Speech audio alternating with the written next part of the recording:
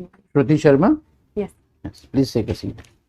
So, Shruti, tell the panel about yourself, your academic qualifications, your work experience, if any, and your main hobbies, very briefly. Okay, sir. So my name is Shruti Sharma. I have been a student of history. I was born in Bijnor, educated in New Delhi. I completed my graduation from St. Stephen's College, and currently I've just started my post-graduation in sociology from Delhi School of Economics. And I am constantly like to learn new things and explore new cultures through language, food, books, and cinema. And I'd like to see myself as an optimist, sir. With the Stephens, in your background, and with the Delhi School of Economics, both are so internationally known institutions. I do not know what you had in mind initially, but why civil services? So there are a number of reasons why I want to pursue this profession. Firstly of all, sir, I believe that I have had a certain privileged background, and therefore I always wanted to do something in which I could give back to society in some way and bring about some sort of change in people around me and give other people an opportunity to have the sort of privileges that I have had, sir. Secondly, I believe, sir, that on a personal level, I believe the diversity and the scope that these services provide can be an avenue for great personal growth and an avenue for learning a lot, which it would provide me, sir. Okay. So, Shruti, you are from Delhi. Now, how the safety of women, the perception about safety of women, has changed over the last, say, about 10 years, ever since Nirbhaya happened? Yes, sir. So, the Nirbhaya incident was a turning point in terms of the global discussion that happened around Delhi regarding women's safety. So, in a sense, it was a turning point, and a very bad incident set the precedent for a lot of good steps that were taken post that time period. So, a number of steps have been taken since that time period by the union government and the Delhi government in that regard, ranging from the Nirbhaya Fund to certain steps by the Delhi government to increase CCTV coverage and reduce dark spaces, to also increasing scope for better mobility for women, be it in the space of women marshals in the buses at that point. So I think a certain progress has taken since that time period. Presently, even if suppose in the case of, say, Punjab or J&K, right, Yes. where Hindus are in minority, but the actual minority status is given to those who are in majority. So a PIL is in Supreme Court. Yes, sir. The center has asked Supreme Court to consider this, that we would like to give minority status to Hindus in those states which I have mentioned. Now, since I have already given you an idea, what are your views about it? So, the Constitution of India does protect the status of minorities in India as a whole. And so I believe if for certain purposes and for certain positive reasons, the Supreme Court does decide to give minority status in a particular state to reduce atrocities against certain sections within the state, it can be a positive move.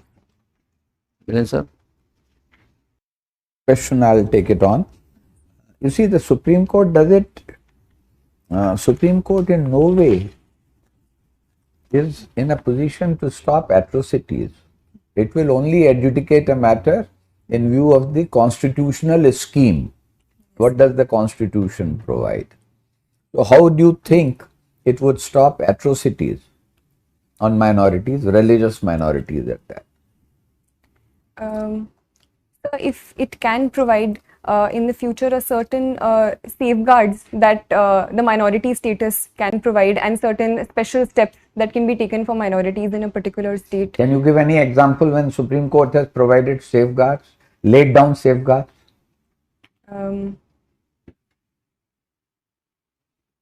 You heard of Vishakha's case? Yes. Okay. Have you been a student of history? Yes, sir. who do you think, whom would you rate as a foremost historian of the later Mughals period? Um, Who are later Mughals? so I would say the period after the so-called fall of the Mughals or the decline of the Mughals, so post Aurangzeb, so would possibly be regarded So you as the think later Mughals. beyond Aurangzeb are the later Mughals? Yes, sir. So which are not considered so high and mighty in the course of their achievements. Okay. Recently, there has been a talk. Certain people feel that there is a need to review and rewrite India's history. What is your take on that? So I personally believe that the writing and rewriting of history has been a continuous part and parcel of history since time and forever. And I believe rewriting of history is always a positive step. But at the same time, I believe this rewriting should be based on certain facts that history recognizes and the range of sources that history as a discipline recognizes. So if the rewriting is done in that regard, it can only lead to more positive debate and discussion in the long term. What do you understand by Warsaw Pact? So the Warsaw Pact was a pact signed in 1955 in the context of the Cold War, led by the Soviet Union. It was a security pact formed in the context of the formation of the NATO and an opposition to the NATO, sir. I have another question from history, on history. Yes. What was Standstill Agreement? Sir, I can't recollect at this point. Okay. Have you heard the term soft power? Yes, sir. What does it imply?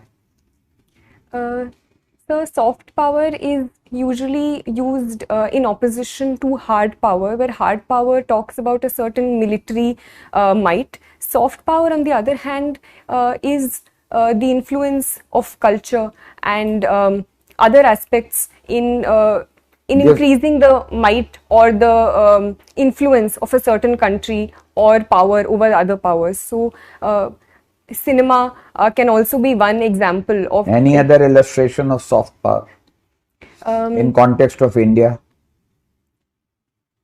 So India's cultural outreaches, for example, yoga and international and celebration of the International Yoga Day across the world can also be an example of India's soft power. Okay, thank you. Well, Shruti, you are from home district is Bijnor. So tell us something about Bijnor. Sir, Bijnor is a district located in western UP, sir. The river Ganga flows through it. So it is a very fertile state.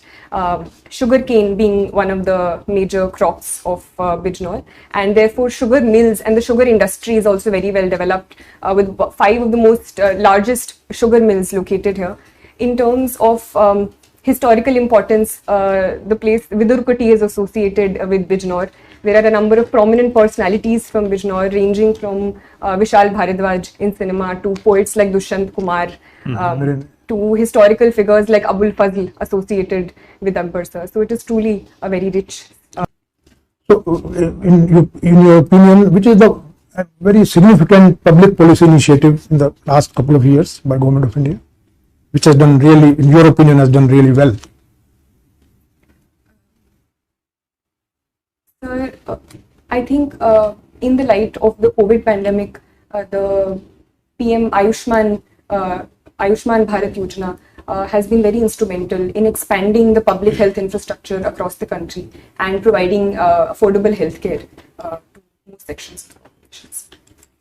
So in your hobbies, you have mentioned practicing yoga. So you do it every day, or? Sir, I try to. Okay. So recently, one very important development has taken place with respect to traditional medicine. Are you aware? Last 1 week only, and quite something to do with WHO, the traditional medicines. I'm sorry, sir. Because we are establishing the first WHO center on traditional medicine. It has been approved. Okay. So tell me, is an individual shaped by society? Yes, sir. Sir, I do believe that an individual, right from his or her birth, is constantly shaped by the society he or she lives in. Okay. Okay.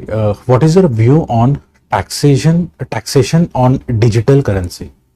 So this was a step that was taken in the context of the current budget, and where cryptocurrencies have come under taxation, sir. Sir, I think it is a good step in terms of bringing into ambit and increasing a source of revenue for the state for a reality that is increasing around the world, and so it is an area which was not under the ambit of state taxation. So I think it is a positive step that this area has been brought under taxation. Okay. You do not seem to be very keen on joining police services. Any particular reason? Sir, I would like to join any services where I have been provided an opportunity, sir. But since I was provided these options, as compared to the other services above it, I personally feel that I am temperamentally more suited for the other services, and I've talked to other friends, and it also involves arms training, and that I would personally be less comfortable with, but I would be overjoyed if I get to perform in the services, and I would do it to the best of my abilities. Thank you. I pass on to Chairman, sir. Shruti, we have asked quite a few questions Yes. so far. Any question any topic which we may not have covered, or some topic which may be of your choice, you would like to ask the last question from the subject of your choice? The poetry is something that I So really poetry, tell me which kind of poetry you recite or write, English, Hindi. Sir, I like to read Hindi, English, as well as Urdu poetry, sir. But one of my favorite poets recently is Sarveshwar Dayal Saxena, sir. So tell me, how have poetries helped in the India's freedom movement? The poetry is a very potent tool in raising the motivation of people and raising the sentiments of people. So poetry has been a very important part of the freedom struggle as well. One immediate example that comes to my mind is Faiz Ahmad Faiz Subhe Azadi, which was in association with the freedom struggle and the partition specifically. So thank you, Shruti.